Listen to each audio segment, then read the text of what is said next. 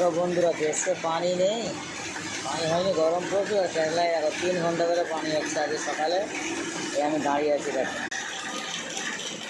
বুঝেছো কত পানি হচ্ছে কেরালায়। এত পানি এত পানি, এই তো বর্ষা স্টার্ট হয়ে গেল। দেশে গরমে লোক হাহাকার পড়ে গেছে লোকের। মানুষের কী যে হচ্ছে দেশে,